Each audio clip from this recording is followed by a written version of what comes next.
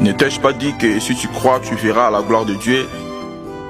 Radio Temps de la gloire, crois seulement et tu verras la gloire de Dieu. Shalom très chers auditeurs et auditrices de la radio Temps de la gloire. Shalom très chers internautes. Je vous salue au nom de Jésus-Christ de Nazareth. Rolanda Bicho, na WhatsApp, na Facebook, na YouTube, na Instagram, c'est été Jésus-Christ de Nazareth. Wazali nzambe solo pe abomoi a pambola bino. Na toni nzambe pour na grâce wa sala kibiso da robanda programme oyo. Pe nous toza 5e jour ya programme oyo. Moko ali boso na mi balé, mosali na nzambe pasteur Gignas a tel kibiso lisusu sur ce même thème maloba kitoko ya polo yesu masia. Et bongo mokolo ya mi santo pe ami ne évangéliste Carnel Mabilama pe a tel kibiso une bonne prédication de la part du Seigneur. Et bon, le lot aux 5e jour, il y a un programme avec le même thème. Et nous verrons ce que deviendront ces songes. Et bon, bien aimé dans les Seigneurs, on a donné une âme pour la grâce. Pour saluer par nous, nous avons péché au vie, et bonne santé. Et bon, on a donné les âmes pour la grâce. Pour saluer dans les kinabino, moi, on a bino, à côté des mains, pour nous côté les sous le banaye. C'est que le coup que vous massage les hommes pas inaye. Et on se fait déranger tes bisicos saline de konanga. Et on s'en malade tout comme les sous misou pour notre tonda kolo yesu masia. Tata to péché merci.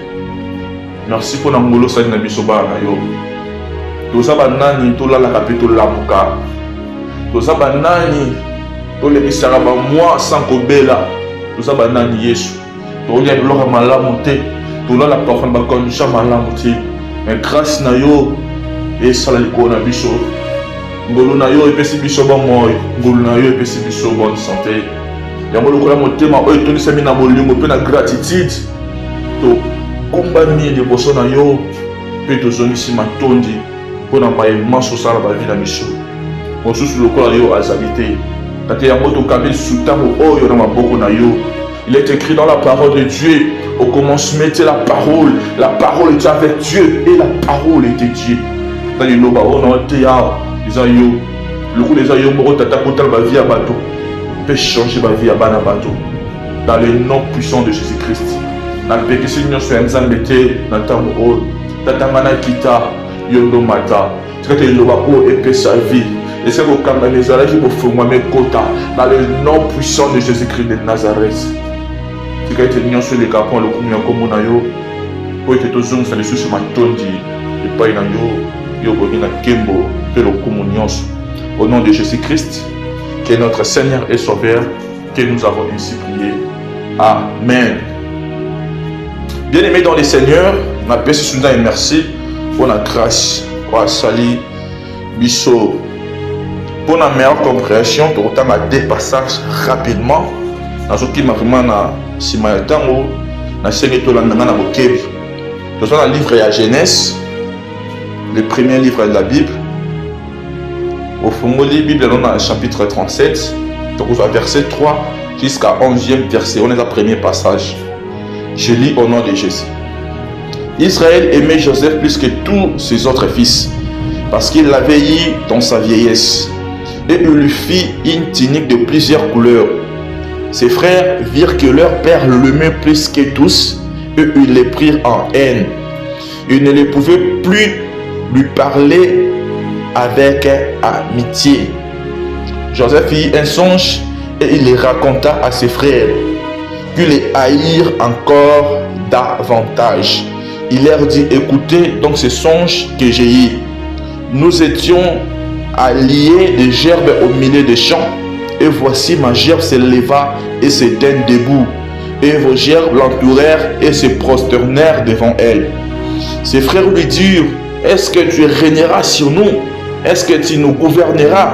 Et ils les haïrent encore davantage à cause de ces songes et à cause de ces paroles.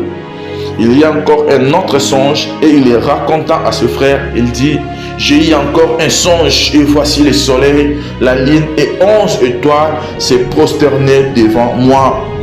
Il les raconta à son père et à ses frères. Son père le réprimanda et lui dit: Que signifie ce songe que tu as eu?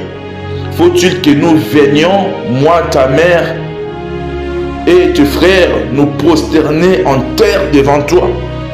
Ses frères eurent de l'envie contre lui, mais son père garda le souvenir de ces choses. Donc, dans le deuxième passage, toujours dans le livre de Genèse, puis dans le même chapitre 37, donc verset 18 jusqu'à 21e verset, je lis au nom de Jésus. Ils le virent de loin et avant qu'il fût près d'eux, ils complotèrent de le faire mourir. Ils séduirent l'un à l'autre. Voici les faiseurs de songes qui arrivent.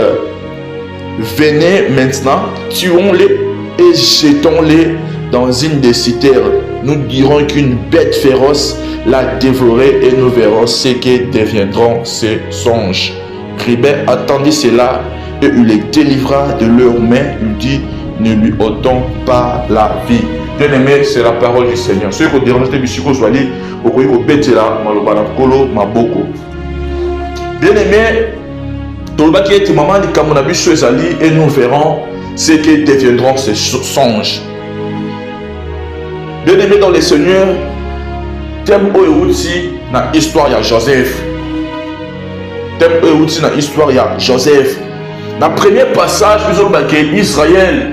Vous allez Jacob, nous avons dit comme Israël. Alimaki Joseph Mingi. Parce que à soi qui Joseph, quand on a paka, il a péché raison. Il y a amour envers Joseph. Abote pas les bébés de balles. Abote les mots dans mon cœur moi si dinam. Mais amour n'est pas Joseph. Et ça qui différent. N'amour pas qui n'a pas de nyons. Bible lobby parce que abote qui Joseph n'a qui mo bangé na ye. Et bon on a boy. Le coup l'amour est poussé dans la action. Le coup l'amour est moi dans la œuvre. Le coup l'amour est moi dans la Israël. Dans ma campagne dans ça envers mon ninga tata. Na bolingo ça qui repose dans moi. A tombé Joseph tinure de multicouleurs. Et lamba ça qui n'a pas couleur rebelle. Ba déconner ba ça qui lamba. Mais ba bi lamba ya Joseph tata moko mutu a tonga kiago. Pe lamba wana ezala qui n'a pas couleur rebelle.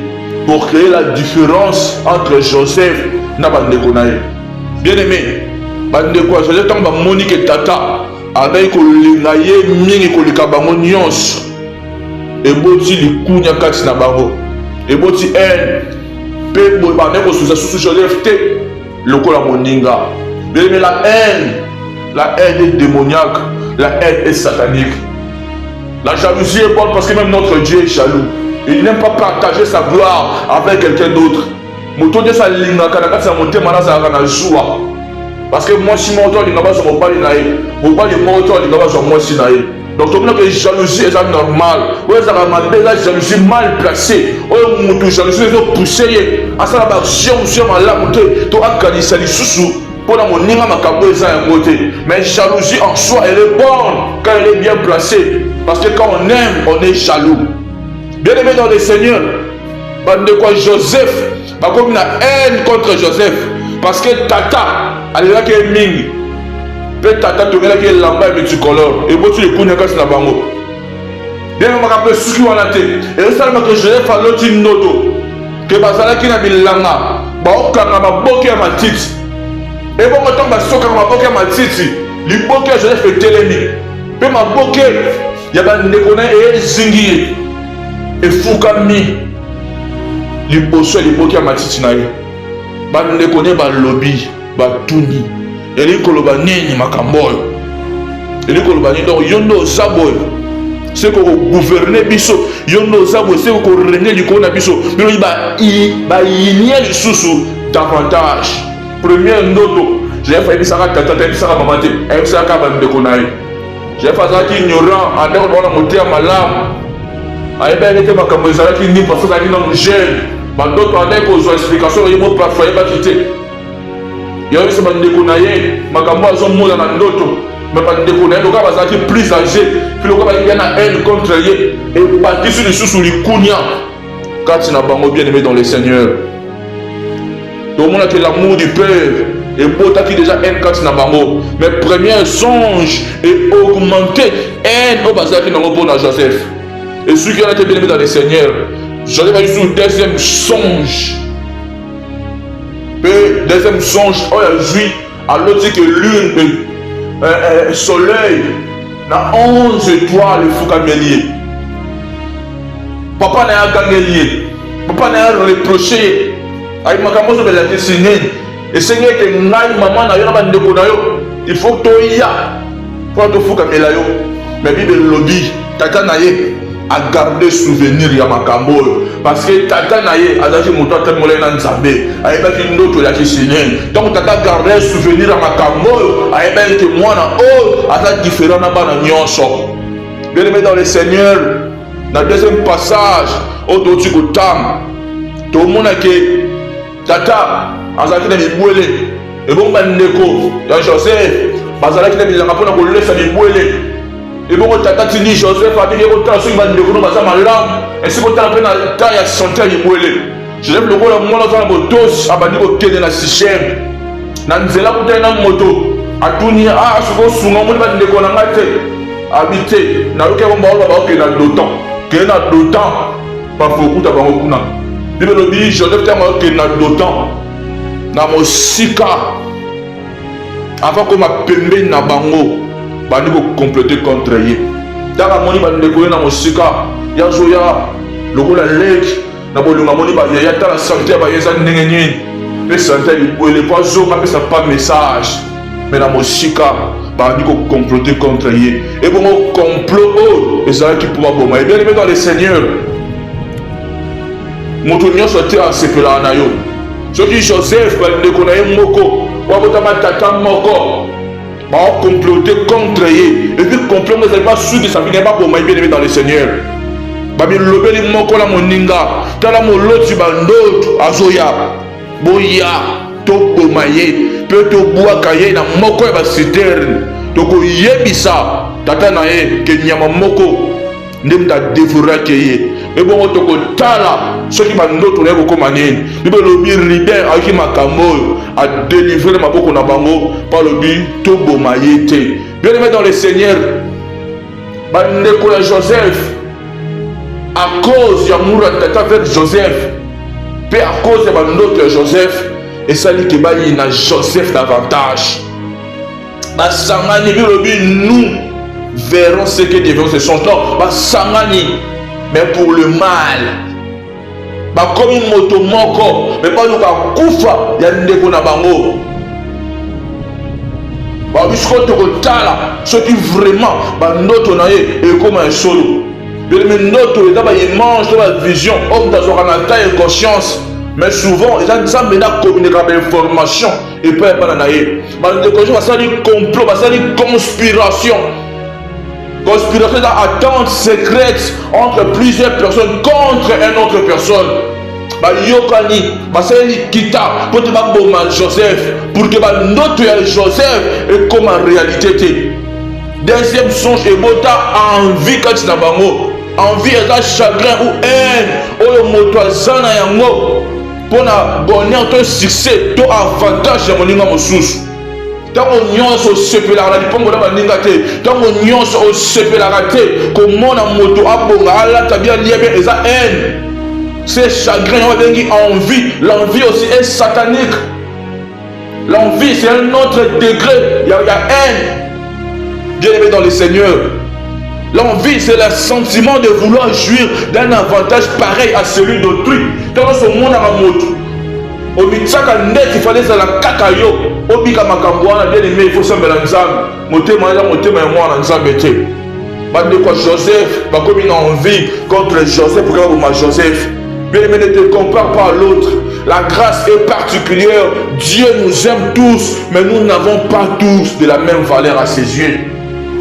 Comme David n'a pas ébélé mais amour n'a pas Jacob et pas Joseph plutôt Isaac unique. Même tata koko tabana na ko linga bango ndenge moko te. Mais bande quoi Joseph ba comme na makalisi mabe contre ndeko na bango. Oh l'homme aura pour ennemi les gens de sa propre famille, les gens de sa propre maison, les gens de sa propre entreprise. Ozwani so bomi ndeko na yo. Avantage na bango ezaki nini? Koko ndeko na bango bien aimé. Oza keleki na bango ba ba zwani. Ba ba zwani. mais qui motema mabe motema likunya esali ke bazala na makanisi mabe contre leki na bango à cause ya bandoto ya pamba, à cause ya amour ya tata epa na ye. Bien baocombattre lo na vie non mpona oyo oza lelo mais mpona oyo oza lobi, parce que monde de ténèbres ezalaka na information ya bavie na biso parfois ntango so bato na conscience ntango yesu abotama azalaki bebe ntango étoile eza likolo bamange bakomprenere déjà ke mokonzi abotami ntango bato mosusu bayebaki te ma mokili ya molili et comprenez déjà qu'il y a quelque chose qui se passe. Bien aimé dans le Seigneur, maintenant jour il y a mokili, moi mokili, il y a molili et comprenez que aux années moi na bato mesu qui on va bonder ça bayo. Ba étoile ngengaka bien aimé, mais ngengaka ndenge moko te. Chaque étoile, ils ont la capacité na yango. Beaucoup ça nous ba ndeko na famille, mais aux années moko te bien aimé, mon mto za na parcours na ye. Mon mto za na ndenge na ye. Mais sur la chaise sa famille, il faut s'attendre à Macambo. Il y aura des moments où on te dira, et nous verrons ce que deviendront ces songes. Dans la moto, on a l'autre note. Dans la moto, on a un message de pas un zamé quand on a la moto monnaie. Bien aimé, si on a un lobby, peu importe what on loba, il faut que ça marque. Il faut être tout dans la bolingo, on a quatre nabiso bien aimé dans le Seigneur. L'amour nous pousse à accepter la grâce de l'autre. Si tu ne peux pas aider quelqu'un, il ne faut pas au moins lui faire du mal. De même, la carte à bande, nous amène l'église, ma cambo et Zali bien-aimé. Pour tout ça, donc, serait bien, nous amène le ministère, la grâce, notre sangani. Nous verrons ce que deviendront ces songes. Tout le temps, l'autre parce que c'est bon, dans l'autre, dans l'église à mon aile, dans l'autre, dans mon sel, dans ma casse, on va bien par-ci, par-là. Parce que sangani bien-aimé, on a que Luka, Koboma. Moto azalaki makila na bango. Le roi s'avance et non se fait. Donc Joseph azalaki nano mwana mokie aozoba ndoto oyo esprit na ye ezalaki déjà ya bokonzi, parce que même baange ezo reconnaître bokonzi na ye. Na sepeli na tata na ye Jacob mpe lobi areproche ye, aconseille ye, agangeli ye, mais abombi souvenir ya makambo oyo. Parce qu'elle dit que makambo oh moi non lobby et ça makambo ya pam pam te bien aimé de ça beaucoup na liboso la ndanga na bokeli quartier na chité bien aimé ils ont quelque chose au dans ma pesa yo et a une grâce mo particulière aux alana mo parfois le ba bien parfois dans pesa mo sala de la ta bien parfois qui tout mais pas que grâce au dans ma pesa ya mo parfois il y a bien, il n'y a pas que ça dans le bateau va séparer en haute. Et ça dans le bateau va y aller, ça va me l'ôter. Et ça dans le bateau va comme frère, comme sœur, mais bango va le complot. N'enni va quoi ça yo, n'enni va quoi ça qui obéla, n'enni va quoi ça qui okufa, n'enni va quoi ça comme on a page. Mais là le grand mon sali anzam, gloire à Dieu au tomber la prédication, on a tombé le poko langa. Na déclaré le gouvernement Mosala Nzam qui va complot nyonso ya bato mabe et ko sala matin na vie na yo. Na il va complot nyonso ya bato mabe ko sala matin na vie na yo. Na bi okokufa te, okobela te. Si ka te va comploter pour que l'homme malade, si ka te va comploter pour na kufa na yo mais ngo ko sala ma te. Gloire à Dieu pour na Joseph. Ne nzamba tsaki ribe motema ko sauver Joseph par lui bandeko na ye pour que mabe comme il a été pour que akufa te na sambeli nzamba lola bisika nyoso ozala na vie nzamba disposer ata moto moko na biso na bato musuba ina yo so na bato musuba sepela na ote même na milieu scolaire même na place ya mosala même na wenze mais na sambeli nzamba lola atata moto moko pembe na yo moto akosala olam moto akosala ke yo kufa te to bato musuba ko telefona ko kufa na yo mais moto na ko telema pour ko protéger na liwa dans le nom puissant de Jésus-Christ de Nazareth.